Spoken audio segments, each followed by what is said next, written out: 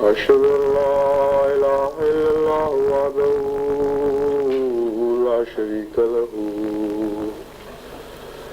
وأشهد أن محمدا عبده ورسوله أما بعد فأعوذ بالله من الشيطان الرجيم بسم الله الرحمن الرحيم الحمد لله رب العالمين الرحمن الرحيم مالك يوم الدين إياك نعبد وإياك نستعين اهدنا الصراط المستقيم صراط الذين أنعمت عليهم غير المغضوب عليهم ولا الضالين.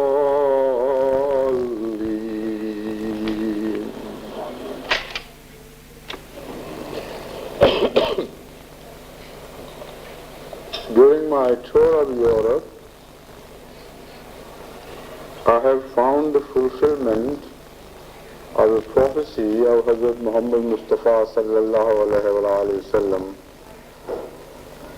to such a great extent, in such detail, covering every aspect of life of the Western nations, that I am only compelled to say a few words on this experience. The prophecy which I have just referred to is the prophecy about the coming of Dajjal. Hazrat Muhammad Mustafa sallallahu alaihi wasallam prophesied that a time would come in the latter days when a great havoc for the world would be born under the style of Dajjal, which is, the word is translated as Antichrist in English. Whether it carries the full connotation of the word Dajjal or not, I don't know. But I am inclined to believe that it does not carry the full connotation of the word Dajjal, because it's a much deeper and richer word in meaning. So just Antichrist would not be able to carry all the messages which are a sort of packed, very closely packed in the word Dajjal. Now, this is a very great prophecy and also a lengthy prophecy which covers so many aspects of the future world. If I begin to speak on all these aspects, it would take me a very, very long time. So I'm going to limit myself strictly to only one single word which Hazrat Rasul Kareem sallallahu alaihi wasallam has used to depict the attributes of Dajjal. It says he will be our, that is, one-eyed. Now, in connection of his one eye, he further explains that his right eye would be blind. So totally blind that there won't even be a realization of a shadowy light in that eye. It will be totally blind. The other one, on the other hand, would be very deep-sighted and far-sighted and so clear and so prominent that that eye would be able to penetrate the depths of the earth and find out the secrets of the earth hidden below billions of turns of earth. It would be such penetrating eye. Now this is a very interesting depiction of the future Dajjal, or as we understand it to be, as the future Christian nations which are going to dominate the whole world. When I came to Europe, and even before that, I observed this, that Hazrat Muhammad Mustafa sallallahu alaihi wasallam could not have chosen a better phrase than the word hour for the characteristics of the Western people. They are in fact highly intelligent and very deep-sighted and very clear-sighted as far as the worldly matters go. And you must bear in mind that while interpreting dreams, we are told that if you see left side of a person, that indicates the world or materialism. If you see the right side of a person, that indicates spiritualism. So by explaining that his right eye would be blind, what he meant was that people, however great they apparently be, they would be blind to all that is good, because rightness stands for goodness in the interpretation of the Muslim way of interpretation of dreams.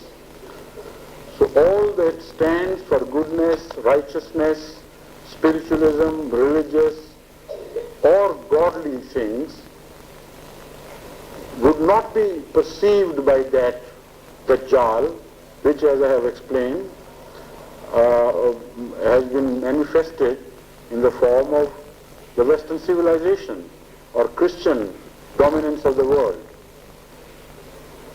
So it should all, whenever I say Dajjal, it should be understood as such.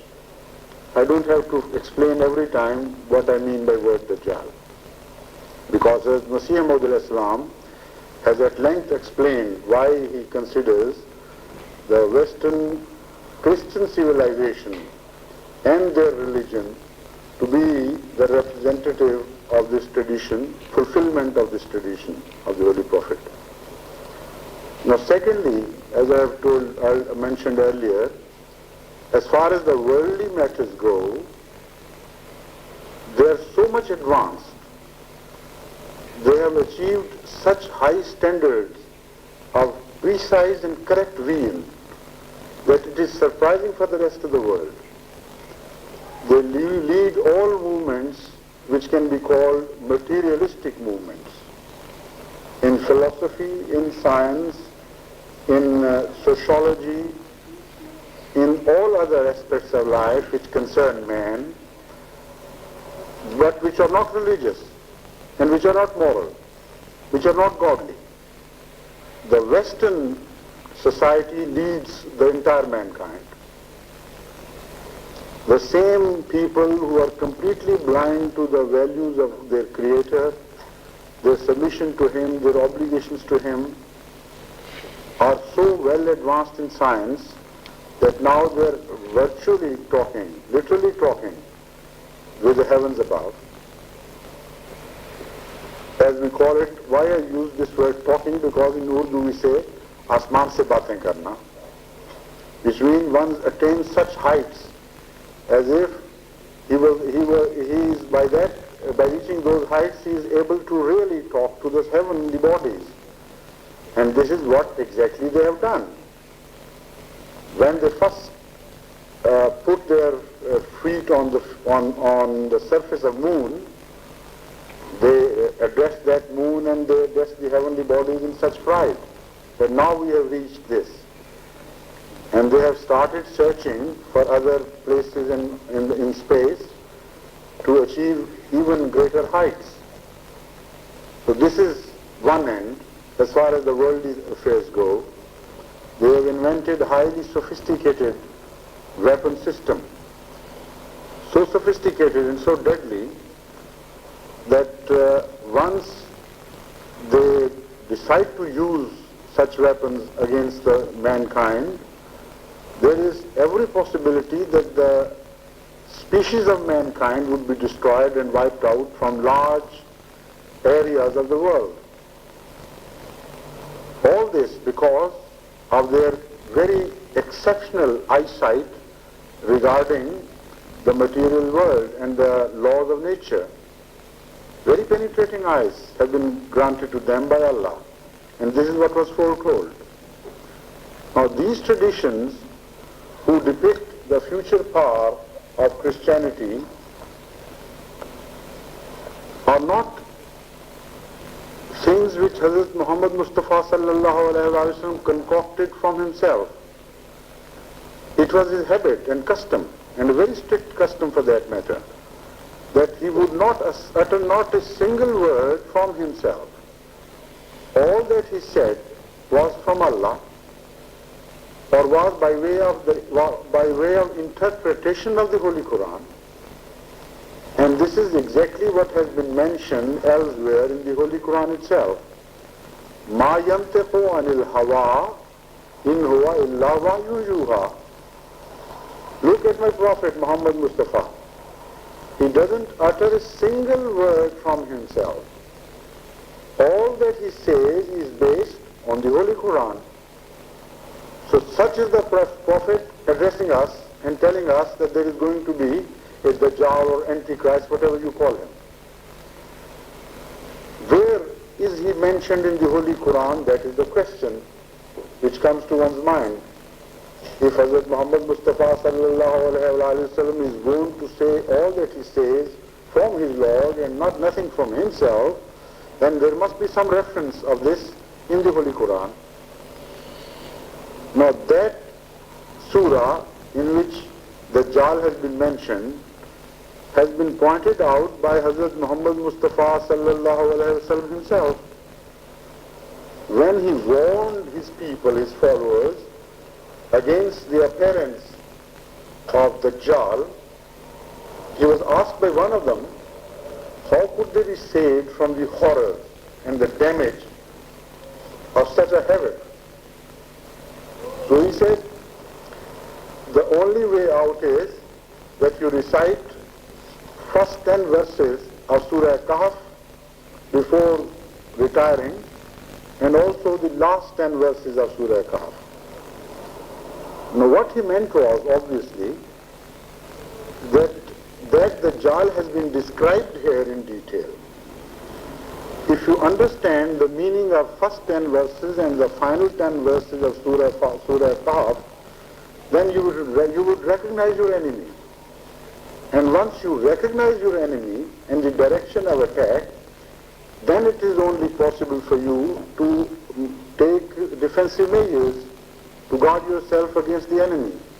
As long as you don't know where the enemy is and where he will attack from, which direction is going to come, from which direction is going to come upon you, you will naturally not be able to defend yourself. So he is pointing out very positively what the enemy is and what he should be guarded against. The first verses of the Surah Al-Kahf refer to Christianity, and a warning is specifically given to Christianity that Allah warns you against concocting and attributing a false son to him while he has no son. لِيُنْذِرَ الَّذِينَ قَالُوا اتَّخَذَ اللَّهُ وَلَدًا مَا لَهُمْ بِهِ مِنْ عِلْمٍ وَلَا لِآبَائِهِمْ إِنْ يَقُولُونَ كَبُرَتْ كَلِمَةً تَخْرُجُ مِنْ أَفْوَاهِهِمْ إِنْ يَقُولُونَ إِلَّا كَذِبًا. This Holy Prophet of Allah has come to warn you, and warn those in particular who are Christians, who have invented by themselves imaginatively a son to Allah, and they attribute that imaginary being to Allah and say he has a son. Neither they have any knowledge nor their forefathers had any knowledge. They are just talking nonsense. out of their heads, as they say in English. So this is kalimatan takhruju min kaburat kalimatan takhruju min afwahihim. But this nonsense would be taken very seriously by Allah, because it is an affront to Him. So they are going to be punished for that. These are the verses which make very clear the religion of the Dajjal, that whatever power that be, that power is going to be Christian. And Christian of that stage in future, which would become almost entirely idolaters.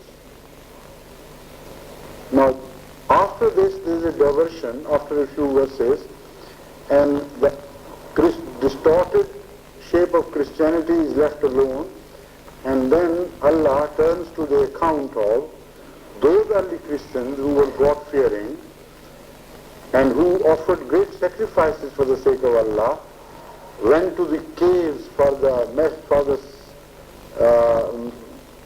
sake of saving their religion from their opponents. Those are the people then mentioned.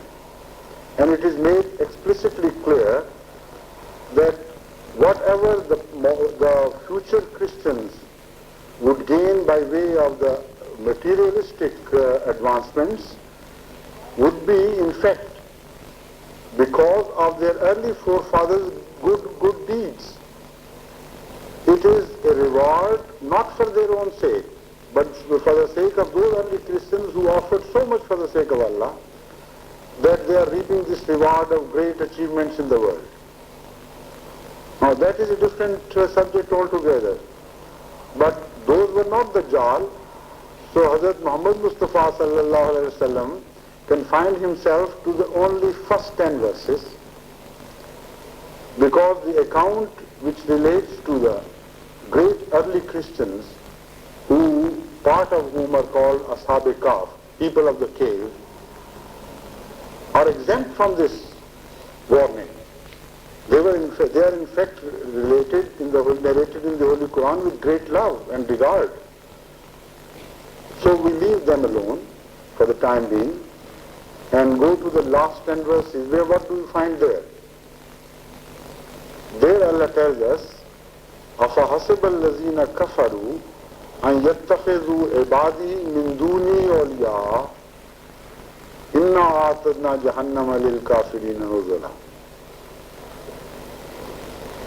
أَفَحَسِبَ الَّذِينَ كَفَرُوا, those who have denied the message of the Holy Prophet, who have refused to believe in him, do they think, are they working under the misconception that they will ultimately become successful?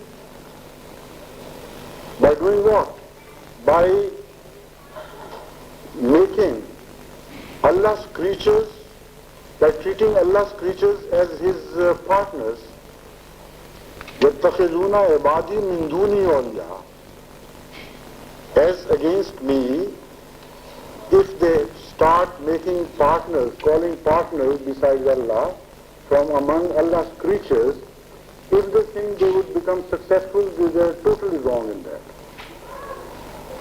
Further it says, these are the people who have turned all their attentions, all their energies, all their powers towards materialism. الَّذِينَ ظَلَّ سَعْيُهُمْ فِي الْحَيَاةِ الدُّنْيَا. Now this is the verse to which I want to attract your attention in particular. This is a telltale verse. It tells us that these are the people whose faith is Christianity, whose religion is Christianity, but who would have made such advancement in material pursuits, أَنَّهُمْ يُحْسِنُونَ وَهُمْ يَحْسَبُونَ أَنَّهُمْ يُحْسِنُونَ صُنْعًا, that they would think that they have done they have achieved the very best in life. That means to say that not only their entire energies and capabilities would be directed towards materialistic pursuits, but also they would have gained so much by that pursuit that they would believe that they have done the very best in life. What best could there be other than this? Now, this is exactly the situation which we find today when we are traveling in Europe. They have excelled in the pursuit of materialism. They have gone to such stages as is unimaginable for poor people of Pakistan or India or other backward countries to achieve even after 100 years. They have gone so far ahead of us. And by the pursuit of materialism, they have come out with beautiful things as well, as the Holy Quran himself admits.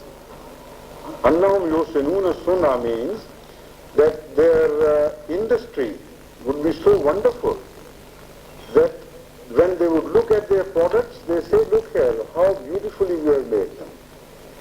We can manufacture such beautiful things. So all over Europe you'll see the same thing. They have excelled in industry. And this is what the Holy Quran tells. At the same time, that the Dajjal becomes manifestly clear to us.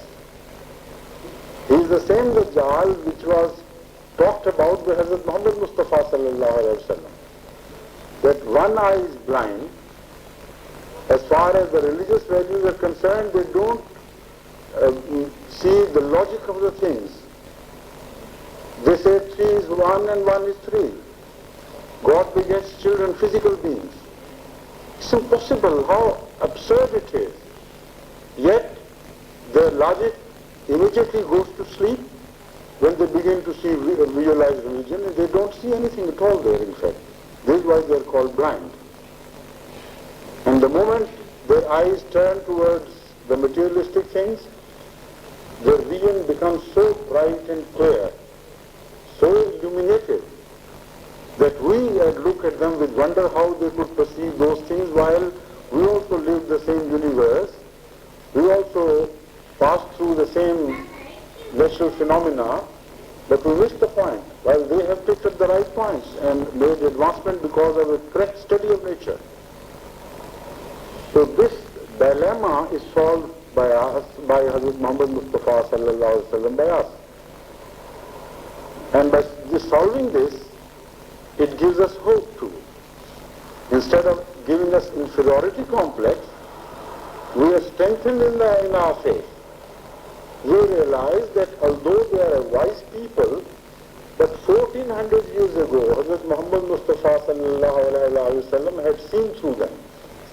He had warned them, us, that they would materialistically become extremely advanced.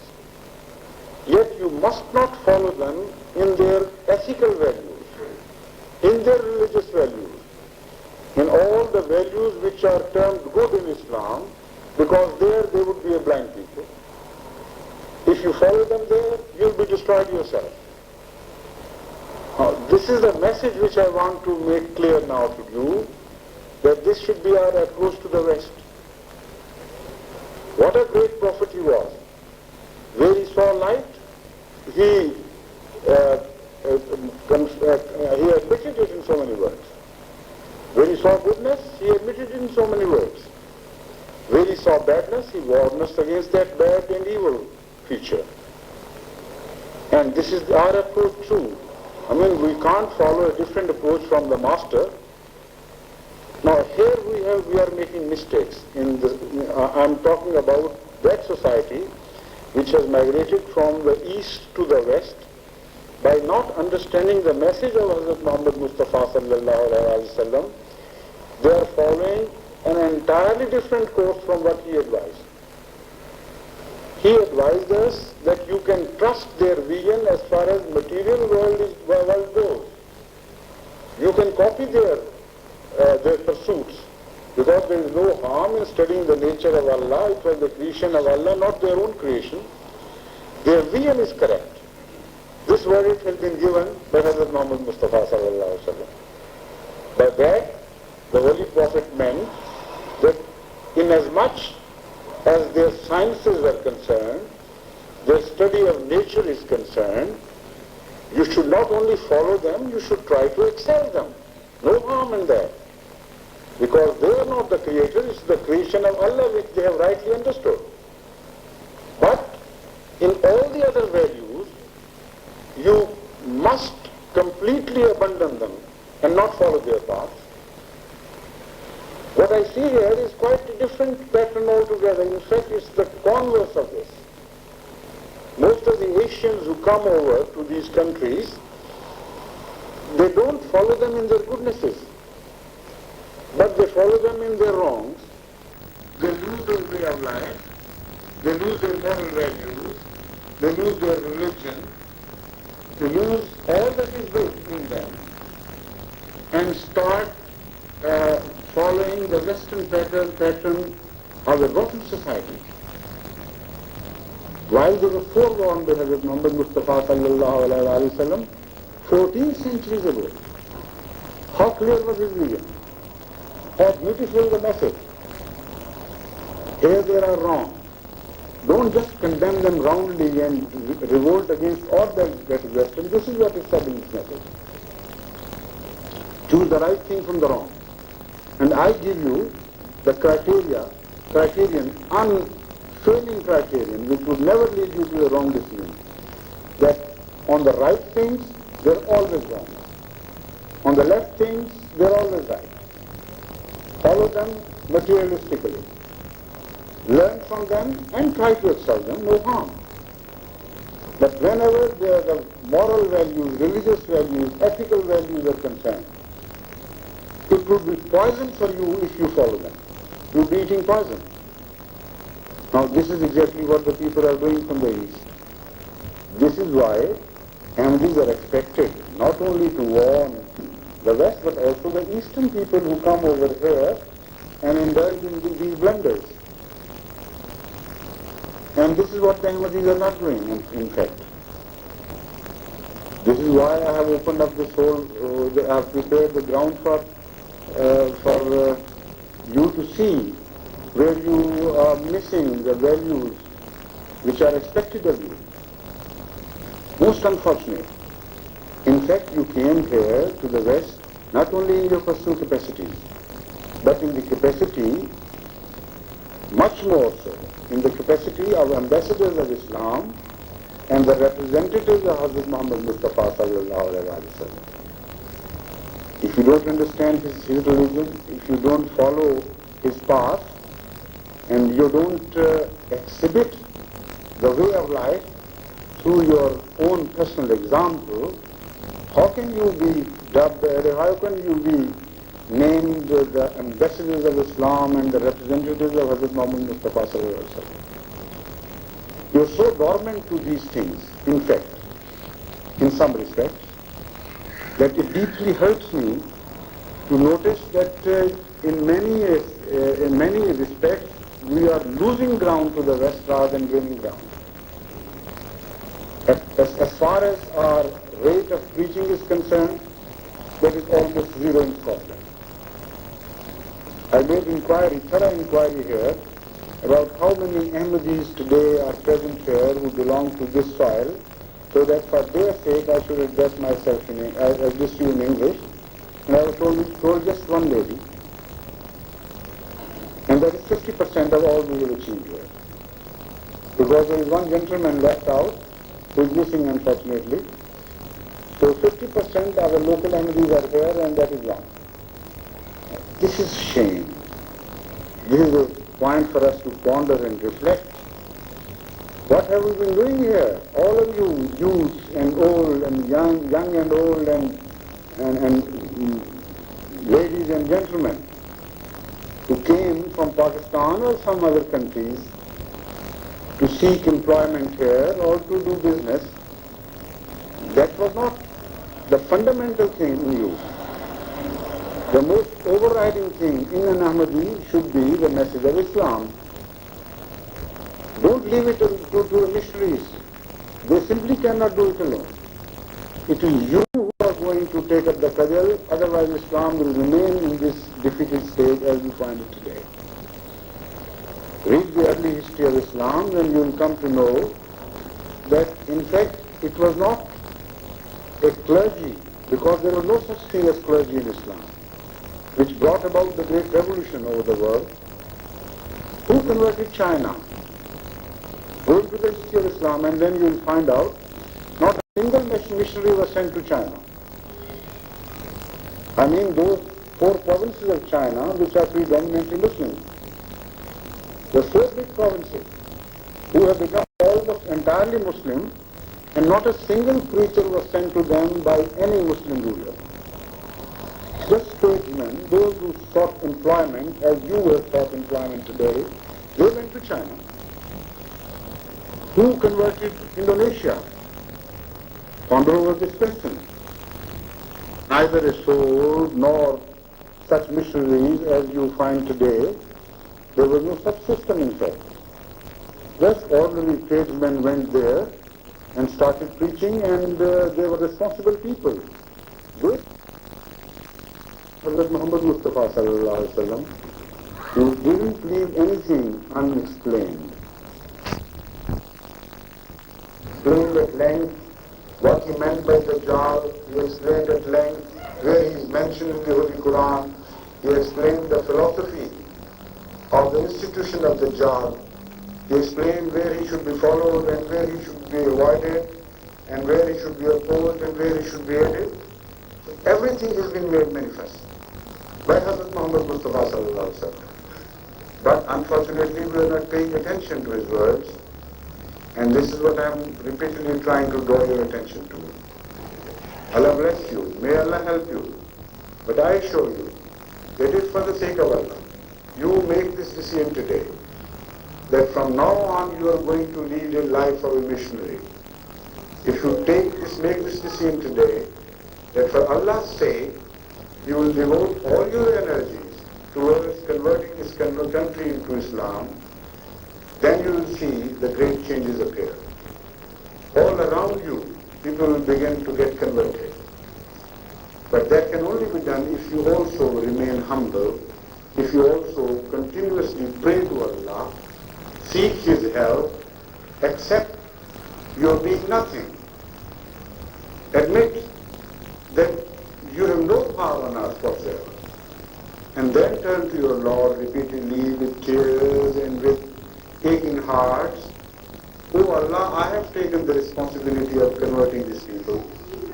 I who am a non-entity, who are nothing, who have neither knowledge, nor wealth, nor strength enough. How can I do it? But oh Lord, I have done it for your sake. I believe in your mercy. I believe in your succor and aid. You come to my aid because I have whatever I am. However humble I be, I have come to your aid. So all that I expect of you is to come to my aid for this noble goal which I am pursuing for my love for you, for my love for Hazrat Muhammad Mustafa sallallahu alaihi wasallam. So if I am offering myself to your task, why shouldn't you come to help me? If you pray to Allah with such pain and such aching hearts, it's impossible for Him not to accept it. Then you will see the changes occurring all around you. Then you will see the fate of this country changing gradually, and light adding to the darkness, light appearing in the darkness and dispelling darkness all around. May Allah bless you. May Allah help you. First make this sincere resolution, then to act upon it. Then may Allah help you to follow this noble goal perseverantly, not with temporary emotions. We don't want Ahmadis with temporary emotions. This is a long task.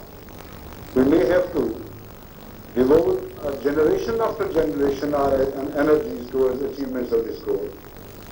So we don't want people who are tired. Allah in the Holy Quran tells us that there are angels who never tire in praising Allah. So are the followers of Hazrat Muhammad Mustafa sallallahu alaihi wasallam. They tirelessly follow the goal which has been set to them by the holy founder of Islam. This is your station in life. This is your status in the eyes of Allah. So rise to it.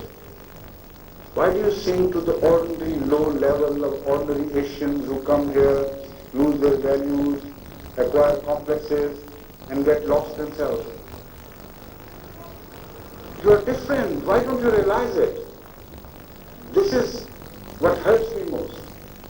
not only the fate of the people around, but when I see Ahmadis behaving like ordinary people, while they are not ordinary people, then it hurts me most. Then I turn to Allah, oh Allah, what is the use of my coming here if I can't turn Ahmadis back to your message? If I can't make them realize where they belong to? What is the use in my going through the streets of London and Glasgow and Frankfurt and Hamburg? Because then I would be just an ordinary person doing the same thing as so hundreds and millions of visitors do. I've not come here for that purpose. And I have no power over the hearts of Ahmadis. It's you alone who have that power. You help me. So as I am humble in my approach and I only seek Allah's help, you should also be humble in your approach and seek Allah's help for your sake, for the sake of your generations, for the sake of mankind suffering around you. Then you will see the great signs appearing, great changes appearing, inshallah. And a new Jamaat will be born here in these countries. Out of your bodies, new souls will emerge. And that is the message of Ahmadiyya which I deliver to you, and trust to Allah that it will carry weight, inshallah.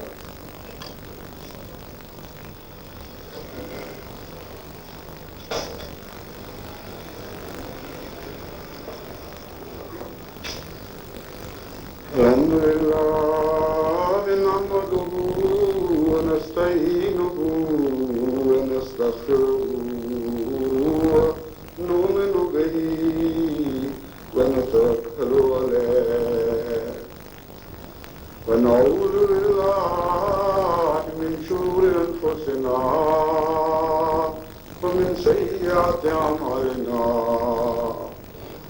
ومن يهده الله فلا مضل له ومن يضلله فلا هادي له ونشهد أن لا إله إلا الله وحده لا شريك له ونشهد أن محمدا عبده ورسوله. After the Jummah prayer, we will say Asr prayer together with the Jummah. I myself and all the rest of those who are on journey would say half of the Asr, that is 2 rak'ah. Those of you who belong here, they should complete their prayer after that without saying Assalamu alaikum. But they should not stand up until I have finished the second Assalamu alaikum. I have observed people behaving hastily, impatiently. While they are not permitted to go beyond the movements of Imam, while the Imam is still locked in prayer, till he says and finishes his second Assalamu alaikum, their followers have no right to stand up. When Imam is free, then they are free to move. So the prayer of the Imam ends with the second Assalamu alaikum, not with the first. So you wait until they have finished the second Assalamu alaikum and then stand up for completing your prayer, that is adding 2 more rakats without Assalamu alaikum. After that, Sheikh Sahib has told me that Jamaat wants to renew their pledge of Bai'at. So inshallah, for the sake of Jamaat of Scotland, we'll go through the ceremony of Bai'at. And there the Imam of Scotland, that is Mr. Brother Bashir Orchard, he would come forward, and some of those who can, and put their hand touching my hand. And the rest of you can put hands on the person who is sitting before you, so that to establish a sort of bodily contact. Now bodily contact is not what is meant. what is meant is the spiritual contact. Because this is the same bay'at which is referred to in the Holy Quran as Hablullah. You hold Hablullah with the strongest possible power which you have. Now, through that you come in contact with Hablullah. So that is a spiritual contact. Then why do we ask you to establish also a bodily contact? Not because of superstition, but because Hazrat Muhammad Mustafa sallallahu alayhi wa sallam has taught us this. This was his habit. He used to do it like this. So we are his followers. It's only, I think, a way of symbol, establishing the necessity of your contact by telling you to establish physical contact. What the Holy Prophet meant was that you should try to be near the Khalifa or near whom you are pledging your back to, not only physically, but also spiritually, much more so. Perhaps that is a symbol, but whatever it is, we do how we found, exactly as we found Hazrat Muhammad Mustafa sallallahu alaihi wasallam and his followers do. So it's no superstition. So after the bay'at we'll say prayer and then inshallah I'll take leave of you. عباد الله رحمكم الله إن الله يأمر بالعدل والإحسان وإيتاء ذي القربى وينهى عن الفحشاء والمنكر والبغي يعظكم لعلكم تذكرون اذكروا الله يذكركم وادعوه يستجب